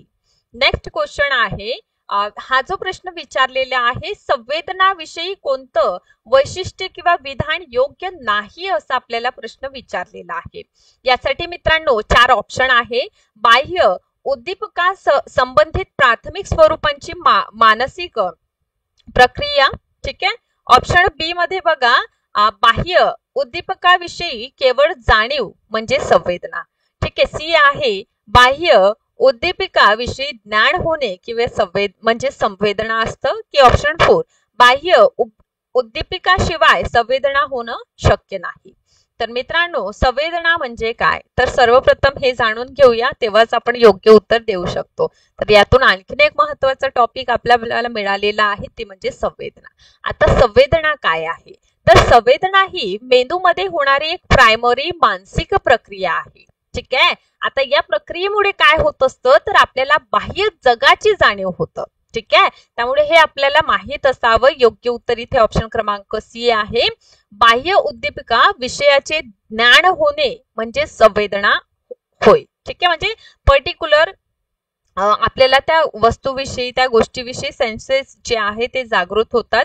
एखादी वस्तूची किंवा घटनेची आपल्याला जाणीव होत असतं आणि मानसिक प्रक्रिया जसं की अवबोधन म्हणजे परसेप्शन जे आहे याचा परिणाम असतो. That's why very correct answer is C. Next आहे आपणास जो अवबोध होतो तो आकृती व पार्श्वभूमी या स्वरूपात होत असतो. या समष्टीवादांच्या म्हणण्या खालीलपैकी योग्य विधानांना पुष्टी देत नाही. म्हणजे कोणतं अयोग्य आहे, कशाविषयी, तर समष्टीवाद्य. आता इथे एक जाणून घ्या, समष्टीवाद्य काय आहे. कोणत्याही वस्तूबद्दल मत व्यक्त करताना केवळ त्या वस्तूंची पार्श्वभूमी लक्षात घेणे गरजेचे नसतं. कारण आकृती आणि पार्श्वभूमी ह्या दोन्हीही एकत्रितपणे अवबोधाला कारण देतात, म्हणजे परसेप्शनला कारण देतात. एखादी वस्तू मी जसं पाहत आहे, जसं हा एखादी चौकोन असू द्या, त्रिकोण असू द्या, याच्याकडे पाहण्याचं माझं व्ह्यू काय आहे. ठीक आहे. हे लक्षात घ्यावं लागतं. 4 ऑप्शन आहे इथे. पहिला आहे संवेदनेला अर्थ लावताना आकृती व पार्श्वभूमी या दोनही गोष्टी विचारात घ्याव्या लागतात. बी आहे कोणत्याही वस्तूबद्दल मत व्यक्त करताना त्या वस्तूंची पार्श्वभूमी लक्षात घेणे गरजेचे नसतं. सी आहे आकृती व पार्श्वभूमी यात बदल होऊ शकतो. आणि चौथा आहे हा बदल अनुभव घेणाऱ्या व्यक्तींवर, वस्तूंच्या स्वरूपांवर अवलंबून असतो. तर मित्रांनो, योग्य उत्तर आहे की हा बदल जो आहे म्हणजे अवबोध जे आहे, परसेप्शन जे आहे ते आपल्या आपण म्हणू शकतो की व्यक्तिनिष्ठ असतं. पर्टिक्युलर एखाद्या वस्तूबद्दल आपल्या बघण्याचा दृष्टिकोन किंवा एखाद्या वस्तूंचं वैशिष्ट्य पाहून आपण त्याला कितपत प्रभावित झालो या अनुषंगाने असतं. त्यामुळे हा बदल जे आहे ना, तो अनुभव घेणाऱ्या व्यक्तींवर आणि वस्तूंच्या स्वरूपांवर अवलंबून असतो. नेक्स्ट आहे प्रत्यक्ष वस्तू समोर नसताना त्या वस्तूंचं चित्र आपल्या मन चतुष्ट पुढे म्हणजे आपल्या समोर आपल्या प्रतिमा जेव्हा उपस्थित होते, ती प्रतिमा आहे, तर या प्रतिमा विषयी जे आहे कोणतं विधान योग्य आहे. आता प्रतिमा जे आहे ना, ठीक आहे, समजा ही एक प्रतिमा आहे. फॉर एक्झाम्पल हा एक प्रतिमा आहे. ठीक आहे. चलो, तर हे प्रतिमा आहे. आता दुसरी प्रतिमा बघा. ठीक आहे. आता ही दुसरी प्रतिमा आहे. या दोघांमध्ये तीव्रता मित्रांनो सारखी आहे का. ठीक आहे. किंवा हा जेव्हा मी ड्रॉ केलं तेव्हा माझं इंटेन्शन आणि हा जेव्हा ड्रॉ केलं तेव्हा माझं इंटेन्शन, तीव्रतेत फरक पडला, तर यावरच आधारित हा प्रश्न आहे. तर प्रतिमा तयार होण्यासाठी आधी अनुभव घेतलेले असणे आवश्यक आहे. बी आहे प्रतिमा तयार होताना सारख्याच तीव्रतेने त्या तयार होतात. सी आहे जसजसा कालावधी लोटतो तसतसा प्रतिमा जी आहे धूसर होतात. की 4 ज्ञान इंद्रियद्वारे ग्रहण होणाऱ्या संवेदनेशी प्रतिमा निगडीत असतात. तर योग्य उत्तर इथे आहे प्रतिमा तयार होताना तीव्रता सारखी असते, कारण तीव्रता ही व्यक्तींची आठवण आणि अनुभवावर अवलंबून असतं. फॉर एक्झाम्पल हा जेव्हा तक्ता मी ड्रॉ केला तेव्हा माझी स्मरणशक्ती आणि हा जो तक्ता मी ड्रॉ केला तेव्हा माझी स्मरणशक्ती, ठीक आहे, तीव्रता जी आहे त्यामध्ये फरक येतो. नेक्स्ट आहे पत्त्यांचे बगले बांधणे, हवेत मनोरे उभारणे, परिकथा, भूतखेतांच्या कथा ही सर्व उदाहरणे कोणत्या कल्पनेचा प्रकार आहे. आता इथे जे प्रश्न आहे खूप सोपा आहे. ए आहे सौंदर्यनिष्ठ, अनिर्बंध कल्पना, व्यावहारिक कल्पना शक्ती की पुनरुत्पादन कल्पना. आता कल्पने संबंधित हे पर्टिक्युलर प्रश्न आपल्याला आलेला आहे. मला सांगा, पत्त्यांचं बंगले बांधणे किंवा मग परीकथा जेव्हा मी सांगत आहो किंवा भूताची कथा जेव्हा मी सांगत आहो, तर मित्रांनो त्यामध्ये आपल्या मनामध्ये असणाऱ्या त्या पर्टिक्युलर सिच्युएशन संबंधित जे आपण कल्पना केलेली आहे त्या गोष्टी समावेश आहे. म्हणजे इथे काही बंधन आहे का सांगण्याचा नाही. त्यामुळे हा प्रकार कोणता झाला? अनिर्बंध कल्पना. जिथे कल्पनांना मर्यादा नसतात त्याला म्हटलं जातं अनिर्बंध कल्पना. समोरचा प्रश्न आहे, ही पर्टिक्युलर व्याख्या आहे, कोणी दिलेली आहे असं आपल्याला विचारलेलं आहे. तर बघा 4 ऑप्शन पण आहे इथे. तर सर्वप्रथम प्रश्न समजून घेणार आपण. पूर्वानुभावाच्या विविध अंगांची मनातल्या मनात जुळवाजुळव करणे म्हणजे विचार, असं कोणत्या मानसशास्त्रज्ञे म्हटलेलं आहे किंवा हा विचार कोणी मांडलं? ए स्टर्न, बी स्टाउन, सी आहे जे.एस. रॉस आणि फोर्थ आहे नॉर्मन एलमान. तर मित्रांनो डेफिनेशन सुद्धा एक्झामिनेशन मध्ये महत्वाच्या ठरतात आणि ही जी डेफिनेशन आहे ती स्टाउड यांची आहे. नेक्स्ट प्रश्न आहे, पर्टिक्युलर हा विधान जो आहे प्रक्रियेसंबंधित आपल्याला विचारलेला आहे. तर बघा, खाली दिलेल्या विचार प्रक्रियेबद्दलच्या विधानात कोणतं विधान विचार प्रक्रियेचे शैक्षणिक महत्व स्पष्ट करीत नाही? 4 ऑप्शन आहे. काकतीय न्यायांचा घटना व त्यांचे कारण संबंध जोडू नये. बी आहे सबोध निर्माण करीत असताना ज्ञानाकडून अज्ञानाकडे, मूर्ताकडून अमूर्ताकडे या शैक्षणिक सूत्रांचा वापर करणे अनावश्यक आहे. तिसरा आहे विज्ञानातील निरीक्षण, भूमितीतील प्रमेय, इतिहासातील घटना, विविध देशातील भौगोलिक परिस्थितींचा अभ्यास विद्यार्थ्यांना चिकित्सक विचार करून निष्कर्ष काढून द्यावेत म्हटलेलं आहे. फोर्थ आहे ज्या गोष्टींच्या आधारावर निष्कर्ष काढतो त्या गोष्टी पुरेशा आहेत किंवा नाही हे पाहिले पाहिजे. आता इथे जे प्रश्न आहे शैक्षणिक महत्व विचारांचं स्पष्ट करायचं आहे. मला तुम्ही सांगा, जेव्हा आपण एखादी पर्टिक्युलर घटक शिकवतो तर जे गोष्ट विद्यार्थ्यांना माहीत आहे त्यापासून आपण सुरुवात करून जे माहीत नाही त्याकडे आपण जात असतो. याचा अर्थ ज्ञानाकडून अज्ञानाकडे जाणं हे महत्वाचं ठरतं आणि इथे काय म्हटलेलं आहे, कोणतं योग्य नाही. तर अनावश्यक हे अजिबात अनावश्यक नाही, हे आवश्यक क्रिया आहे. ठीक आहे. नेक्स्ट आहे किलफर्ट यांनी मांडलेल्या बुद्धिमत्तेच्या 120 घटकांचं वर्गीकरण 3 गटात त्यांनी केलेलं आहे. तर हा जो 3 गट आहे त्यामध्ये कुठलं बसत नाही. अ आहे बोध, बी आहे स्मरण, 3 आहे मूल्यमापन आणि 4 आहे पद्धती. तर मित्रांनो किलफर्ट यांनी जी मांडणी केली त्यामध्ये पद्धती बसत नाही. कसं काय? तर किलफर्ट यांनी बुद्धिमत्ता सिद्धांत दिलेला आहे ज्यामध्ये आपल्याला बोध दिसून येतं, ज्यामध्ये स्मरण नोंदी, स्मरण धारणा, भिन्न उत्पादन, अभिसरण उत्पादन आणि मूल्यमापनाचा समावेश आहे. ठीक आहे. पण पद्धती यामध्ये समावेश नाही. किलफर्ट यांनी 3 गट केलं ज्यामधून पहिला जी आहे बुद्धीची मानसिक प्रक्रिया जसे की विचार करणे म्हणजे बोध, स्मरणात ठेवणे, ठीक आहे, स्मरण धारणा, अशा प्रकारचं त्यांनी डिवायडेशन केलेलं आहे. समोर गेझेल यांच्याविषयी प्रश्न विचारलेला आहे की गेझेल यांनी विकासाची संकल्पना मांडलेली आहे. तर या संकल्पनेमध्ये त्यांनी कोणत्या गोष्टीवर सर्वाधिक भर दिला? तर ए आहे गुणविशेष, बी आहे परिपक्वता, सी आहे अध्ययन आणि 4 आहे परिणाम. तर मित्रांनो त्यांनी परिपक्वतेला महत्व दिलेलं आहे. ठीक आहे. तर परिपक्वतेवर भर देणारे कोण आहे? गेझेल आहे. ते औपचारिक अध्यापन उपपत्ती आपण कशाला म्हणायचं? ठीक आहे. कुठलं जे आहे औपचारिक अध्यापन उपपत्ती आहे यासाठी 4 ऑप्शन दिलेला आहे. एक ऑप्शन आहे अनुदेश उपपत्ती, बी आहे ब्रुनरची उपपत्ती, सी आहे सॉक्रेटिसची उपपत्ती की फोर्थ अध्यापनाची सामान्य उपपत्ती. तर मित्रांनो याचं योग्य उत्तर अनुदेश उपपत्ती आहे. पण का बरं आहे? तर अनुदेश उपपत्ती काय आहे तर लक्षात घ्या, ही अध्यापन म्हणजे शिकविणे आणि शिकण्याच्या प्रक्रियेचा अभ्यास करते. म्हणजे टीचर अँड लर्नर दोघांसाठी ही महत्वाची आहे. या शिक्षकाने विद्यार्थ्यांना ज्ञान देण्यासाठी कोणत्या पद्धती वापरायला हवं, टीचिंग मेथड त्यांनी काय वापरावं, तसेच विद्यार्थी कसे शिकते यांचं अभ्यास जिथे होतं ते म्हणजे अनुदेश उपपत्ती. यानंतर ब्रुनरने कोणती उपपत्ती दिलेली आहे तर संज्ञानात्मक विकासाशी संबंधित ब्रुनरने उपपत्ती दिलेली आहे. इट मीन्स कॉग्निटिव्ह जे डेव्हलपमेंट असतं त्या संबंधित ब्रुनरची उपपत्ती आहे. ठीक आहे, जे स्वशिक्षण जे आहे किंवा शिक्षण क्रमाच्या रचनेबद्दल आपल्याला माहिती देते. तिसरा आहे सॉक्रेटिसची उपपत्ती. ही एक शिक्षण पद्धती आहे जी प्रश्न उत्तराच्या माध्यमातून काय होतं विद्यार्थ्यांना विचार करायला लावून ज्ञान मिळवण्यास मदत करतं. म्हणजे क्वेश्चन आन्सर जे आहे किंवा एखादे प्रश्न शिक्षकाने विचारलं त्यावर विद्यार्थ्यांचा जो उत्तर असतो ते म्हणजे कुठे ना कुठे विद्यार्थ्यांचं जे विचारशैली आहे त्याला प्रवृत्त करण्यासाठी असतं. चौथा आहे अध्यापनाची सामान्य उपपत्ती. ही एक विस्तृत संकल्पना आहे तर अनुदेश उपपत्ती काय आहे अधिक विशिष्ट आणि व्यावहारिक आहे.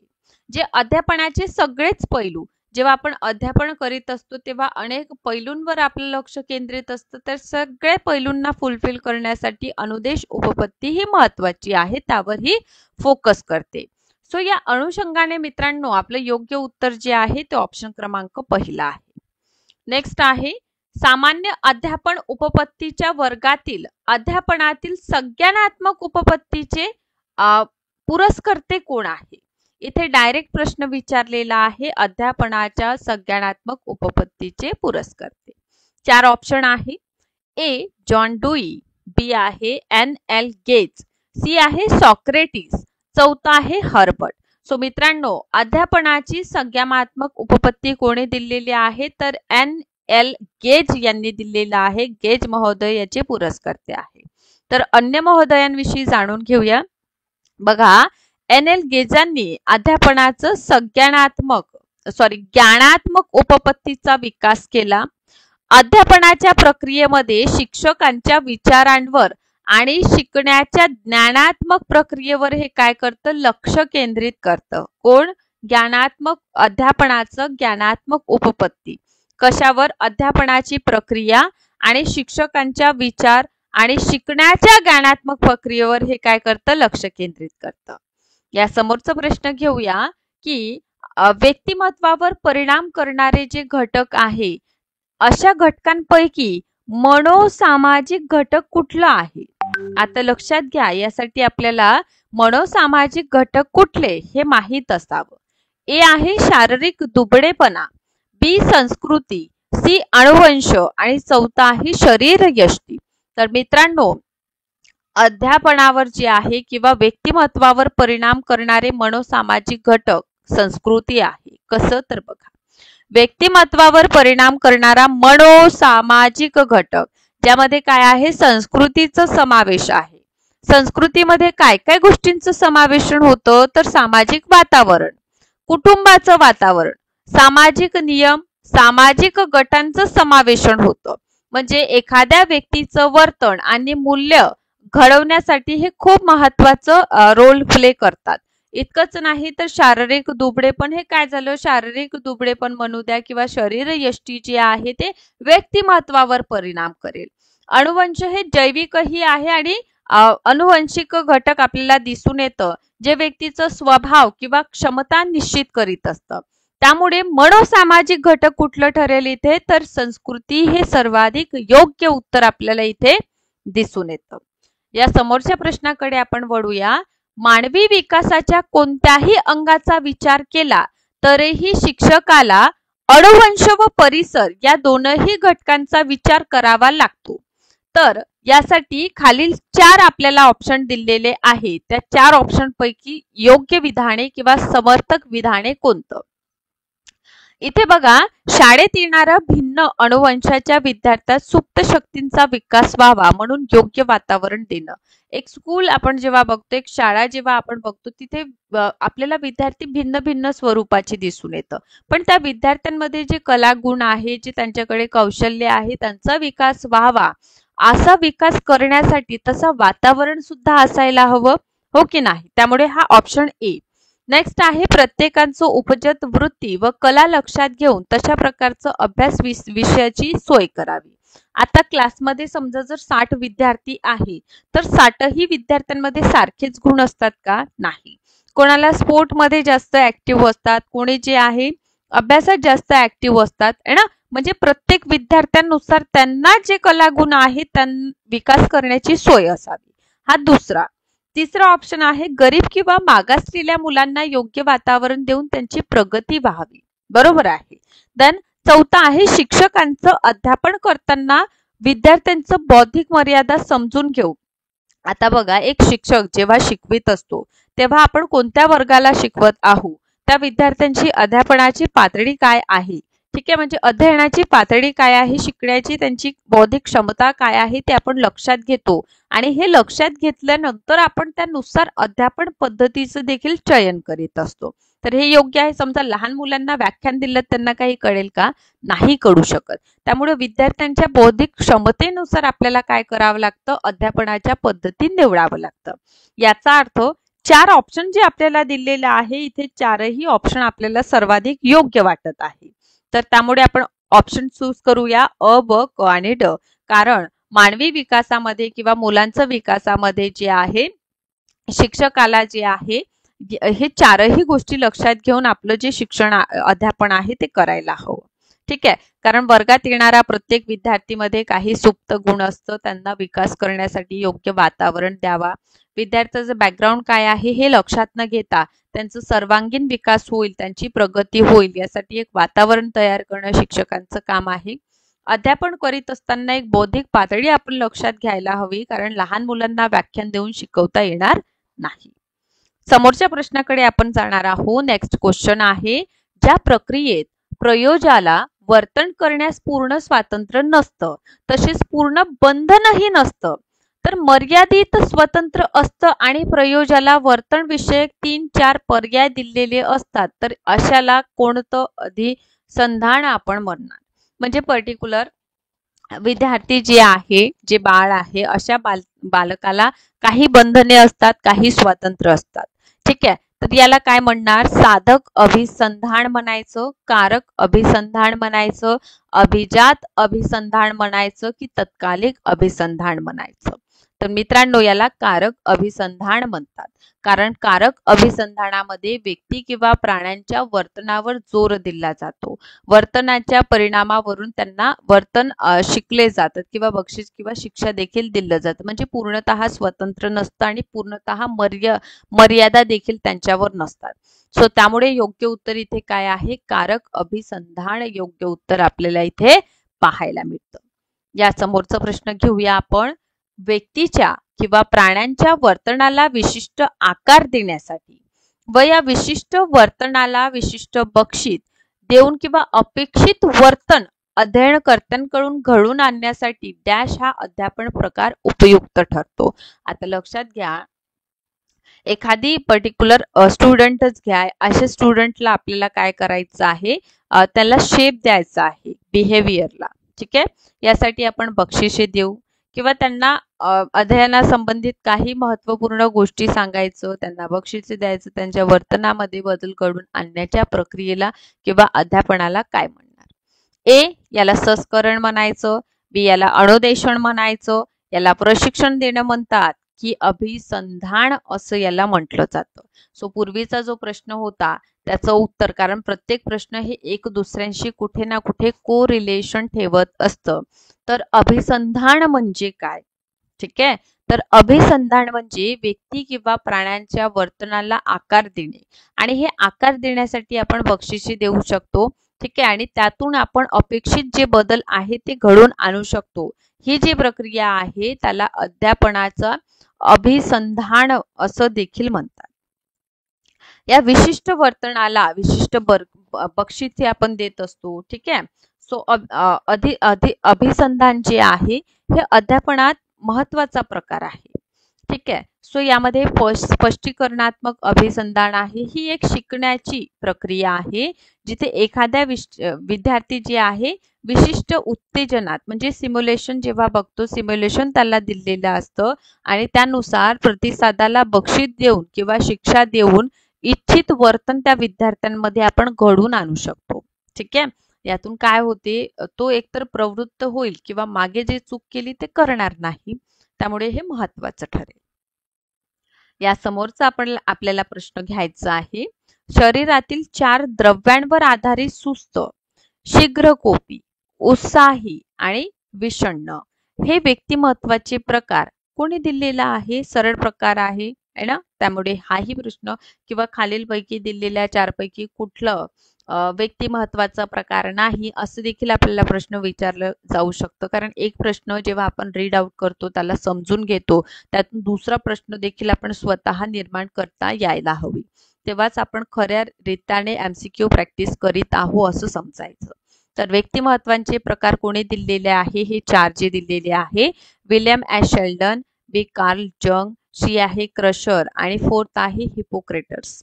ठीक आहे, तर लक्षात घ्या, हिपोक्रेटस यांनी काय केलेलं आहे? सुस्त, शीघ्रकोपी, उत्साही आणि विषण्ण हे व्यक्तिमत्वाचे प्रकार मांडलेले आहे. तर कशा पद्धतीने? तर बघा, शरीराच्या 4 द्रव्यांच्या आधारावर हिपोक्रेटस यांनी काय केलं? व्यक्तिमत्वाचं प्रकार मांडलं. ठीक आहे. सो यांनी रक्त, कफ, काळे पित्त, पिवळे पित्त ह्या 4 शरीरातील द्रव्यानुसार प्रत्येक व्यक्तिमत्व कसं बदलतं हे त्यांनी सांगितलेलं आहे. हिपोक्रेट्स कोण आहे? तर हे एक प्राचीन ग्रीक वैद्य आहे. ठीक आहे, हे ग्रीक वैद्य होते ज्यांनी मानवी शरीरातील 4 प्रमुख द्रव्य, कोणते द्रव्य आहे तर लक्षात घ्या, रक्त झालं, कफ झालं, ठीक आहे, काळी पित्त झाली, पिवळी पित्त झाली, यांच्या आधारावर व्यक्तिमत्वाचं प्रकार निश्चित केलं. ज्यामध्ये रक्त म्हणजे अधिक प्रमाणात असल्यास व्यक्ती उत्साही आणि व्यक्ती आनंदी असतं. कफ अधिक असल्यास व्यक्ती सुस्त आणि उदासीन होऊन जातं. काळी पित्त अधिक असल्यास व्यक्ती जे आहे विषण्ण किंवा दुःखी होतो. आणि पिवळी पित्त अधिक असल्यास व्यक्ती काय होतं? शीघ्रकोपी किंवा रागीट ज्याला आपण म्हणतो ना तसा होत असतं. सो अशा प्रकारे हे हिपोक्रेट्सने दिलेलं आहे. या समोरचं घेऊया मित्रांनो आपण.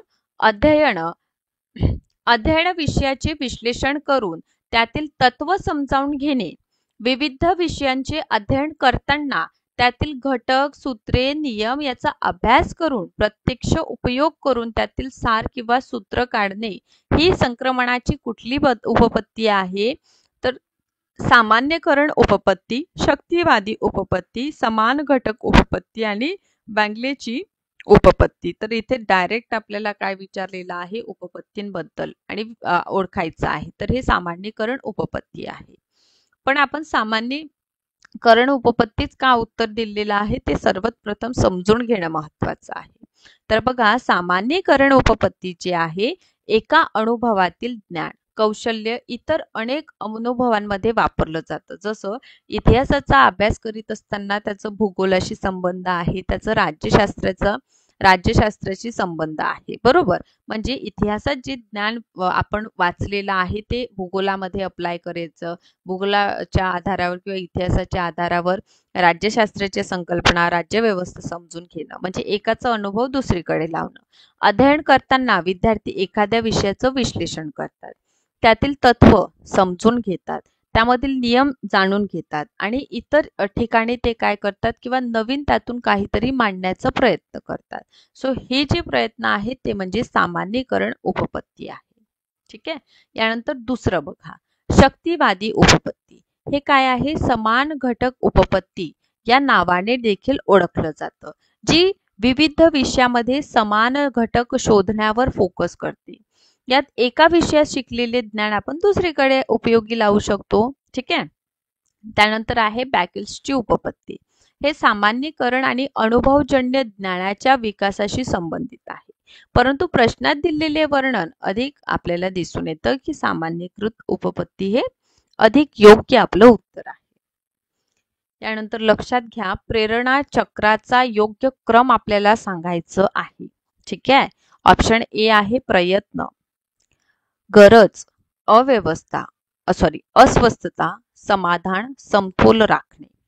बी आहे अस्वस्थता, प्रयत्न, गरज, समतोल राखणे आणि समाधान. ऑप्शन तिसरा बघा, गरज, अस्वस्थता, प्रयत्न, समतोल राखणे आणि समाधान. आता चौथं काय म्हणतं? अस्वस्थता, त्यानंतर गरज, प्रयत्न, समतोल राखणे की समाधान? योग्य उत्तर आहे इथे ऑप्शन क्रमांक सी. ठीक आहे, सी. कसं काय तर बघा, प्रेरणा चक्राचा क्रम समजा. पहिले तर गरज. एखादी गरज निर्माण होते, जसं भूक लागते, त्यामुळे काय होईल, आपल्यास अस्वस्थता निर्माण होईल. ठीक आहे, अस्वस्थता आपल्यात निर्माण झाली तर आपण काय करू, अन्न मिळवण्यासाठी जेवण आपण शोधू किंवा आपण घेण्याचा प्रयत्न करू. ठीक आहे, त्यानंतर आपलं काय, प्रयत्नामुळे गरज पूर्ण होतं आपलं आणि आपल्या समतोल साधला जातो. मला सांगा, खूप जास्त भूक लागली आपल्याला, आपण जेवण केलं, आपल्याला समतोल होईल, त्यामुळे आपल्याला समाधानी वाटेल की नाही, है ना? त्यामुळे लक्षात घ्या, गरज यासाठी भूक लागणे म्हणजे गरज, आणि त्यासाठी आपण भूक लागल्यानंतर आपल्याला अस्वस्थता होते, पोटातच वाटेल आपल्याला. ठीक आहे, त्यामुळे आपण जेवण घेण्याचा प्रयत्न करू. ठीक आहे, त्यामुळे आपलं समतोल, आपल्याला एक गरज आपली पूर्ण झाली, त्यामुळे आपल्याला समतोल वाटेल आणि सरते शेवटी आपल्याला समाधान मिळेल. सो अशा प्रकारे हे प्रेरणा चक्राचा योग्य क्रम आहे, ज्यामध्ये गरज, अस्वस्थता, प्रयत्न आणि समतोल राखणे, सरते शेवटी समाधान मिळेल. व मेयर यांनी दिलेल्या भावनिक बुद्धिमत्तेच्या घटकातील आत्मप्रचिती या घटकात खालीलपैकी कोणता उपघटक जे आहे समाविष्ट नाही? ए. आत्मनियंत्रण, बी. अचूक आत्मपरीक्षण, सी. आत्मविश्वास आणि डी आहे भावनांची जाणीव. तर लक्षात घ्या, सॅलोव्ही व मेयर यांनी दिलेलं जे भावनिक बुद्धिमत्तेतील आत्मप्रचितीचं घटक आहे, त्यामध्ये आत्मनियंत्रणाचं समावेशन नाही. तर यामध्ये बघा, सॅलोव्ही आणि मेयर यांच्या मॉडेलनुसार भावनिक बुद्धिमत्तेत आत्मप्रचिती म्हणजे सेल्फ अवेअरनेस या घटकात आत्मनियंत्रण हा समाविष्ट नाही. तर भावनांची जाणीव, अचूक आत्मपरीक्षण, आत्मविश्वास यांचं समावेशन आहे. ठीक आहे, तर आत्मप्रचिती काय होतं, तर स्वतःच्या भावनांची ओळख, स्वतःच्या आपल्या विचारांद्वारे आपल्या वर्तनांवर जो परिणाम होत असतो तो म्हणजे आत्मप्रचिती.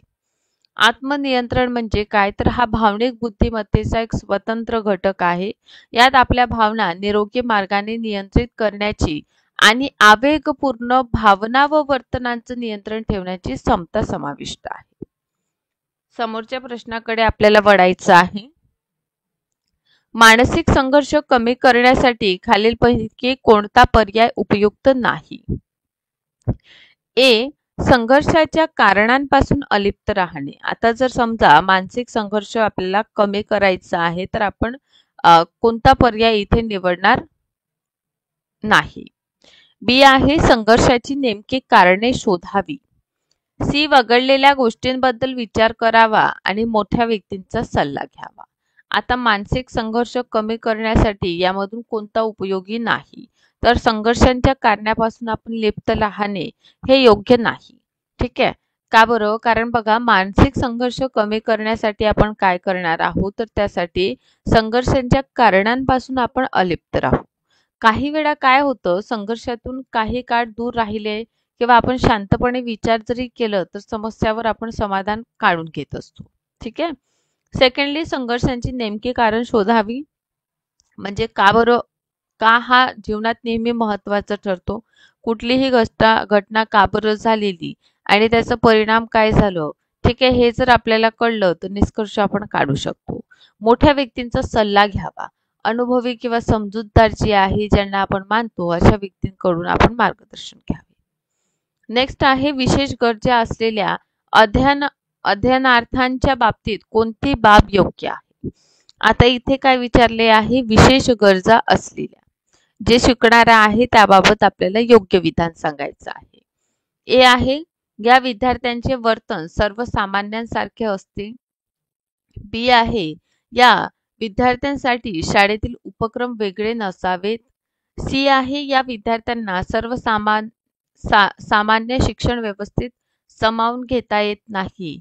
आणि डी आहे, या विद्यार्थ्यांसाठी स्वतंत्र आणि वेगळ्या अभ्यासक्रमाची रचना असावी. तर याचं योग्य उत्तर आहे, या विद्यार्थ्यांसाठी स्वतंत्र व वेगळ्या अभ्यासक्रमाची रचना असावी. कारण बघा, आपण विशेष गरजा असलेले जे शिकणारे आहे त्यांना समावेशन शिक्षण म्हणजे इन्क्लुझिव्ह एज्युकेशनची आवश्यकता आहे, म्हणजे सगळ्यांना सामावून घेणं. दुसरं आहे सर्वसाधारण शिक्षण व्यवस्थेत त्यांना सामावून घेणे, करिक्युलम अडॅप्शन आपल्याला करायला हवं.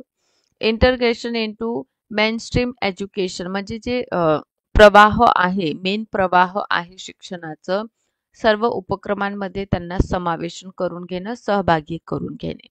पार्टिसिपेशन इन स्कूल ॲक्टिव्हिटीज त्यांच्या गरजा पूर्ण करणारे वातावरण तयार करणे, जेणेकरून त्या वातावरणात ते सुद्धा सहभाग घेणार. ठीक आहे. नेक्स्ट आहे अवस्था दिलेल्या आहे. धारणा निरनिराळ्या पातळीवर असू शकतं. तर या धारणा संबंधित आपल्याला जोड्या लावायचा आहे. हा अ गट आहे आणि हा ब गट आहे.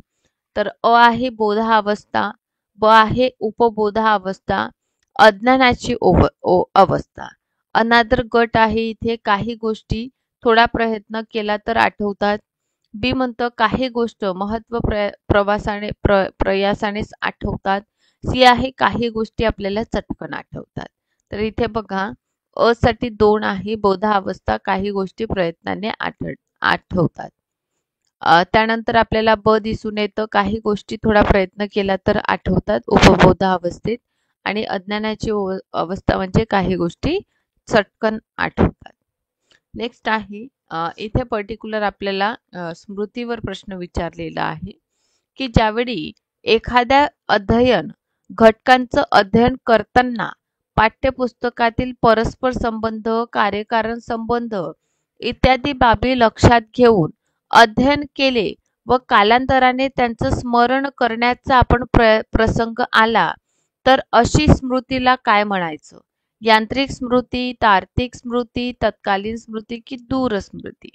तर याला म्हणतात तार्किक म्हणजे लॉजिकल आहे ना, कारण आपण काय करत आहोत, अध्यापन घटक जे आहे पाठ्यपुस्तक त्यांचं परस्पर संबंध किंवा कारण आणि परिणाम, दोन घटकांमधील कारण काय आहे, एखादी घटना घडली तर का घडली, त्याचा परिणाम काय झालं असं आपण विचार करत आहोत. तर हे विचार करणं काय ठरतं? लॉजिकल म्हणजे तार्किक ठरतं. यानंतर आहे यांत्रिक स्मृती, यात रट्टा मारलं जातं. तार्किक हे कार्यकारण भाव समजून घेण्यामध्ये मदत करते. तत्कालीन स्मृती ही अल्पकाळातील स्मृती असतं. ठीक. चलो नेक्स्ट आहे स्वयंशिक्षण, स्वातंत्र्य, सहकार्य हे खालीलपैकी कोणत्या आधुनिक शिक्षण पद्धतीचं तत्व आहे, आधारभूत तत्व आहे? ए विनेटिका पद्धत, बी आहे डाल्टन पद्धत, सी प्रोजेक्ट पद्धत की गॅरी योजना? तर याचं योग्य उत्तर आहे डाल्टन पद्धत. डाल्टन पद्धत काय आहे? तर ही एक अशी शिक्षण पद्धत आहे जिथे विद्यार्थ्यांना स्वतःच्या गती, त्यांच्या आवडी-निवडींना स्वातंत्र्य दिलेलं असतं. तर विनेटका पद्धत काय असतं? तर इथे स्वयं शिक्षण आणि सहकार्यावर जोर असतो. प्रोजेक्ट मेथड काय आहे? तर ही पद्धत अनुभव आधारित शिक्षण वर केंद्रित असतं. आणि गॅरी योजना काय आहे? तर यामध्ये शिक्षकाची भूमिका ॲज अ गाईड असतं, मार्गदर्शक असतं. तर मित्रांनो, शिक्षण पद्धती जी आहे ते आपल्याला माहीत असावी. कोणत्या पद्धतीचं काय वैशिष्ट्य आहे, कारण यावर देखील आपल्याला आधारित प्रश्न जे आहे विचारले जात आहे. समोरचं घेऊया आपण प्रश्न, महत्त्वाचा प्रश्न ठरेल आपल्याला. ठीक आहे, चला.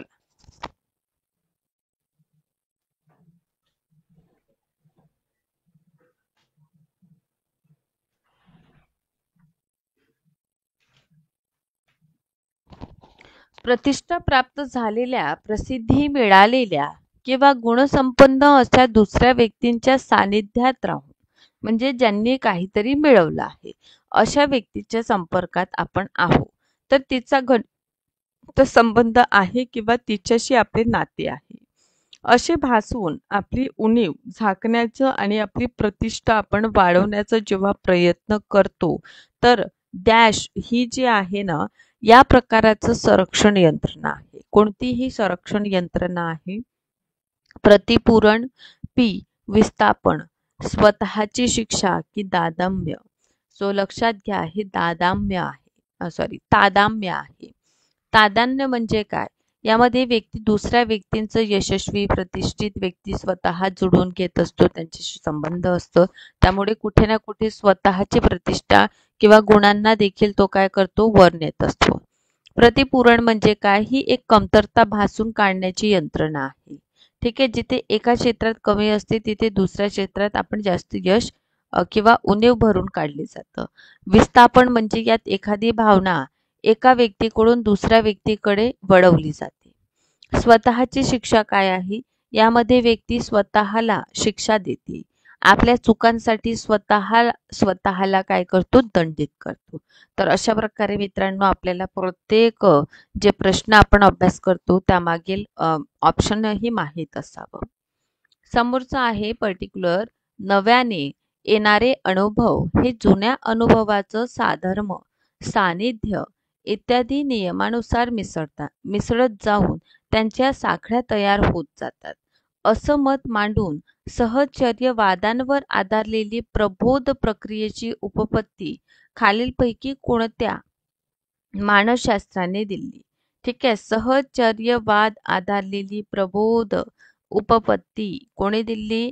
जॉन लॉक, बी जॉन हर्बर्ट, सी थॉर्नडाईक, के स्किनर. तर नक्कीच मित्रांनो हे जॉन लॉक यांनी दिलेलं आहे. जॉन लॉक यांनी सहचर्यवादांचा सिद्धांत मांडला. त्यांच्या मते आपले सर्व ज्ञान अनुभवातून येतं.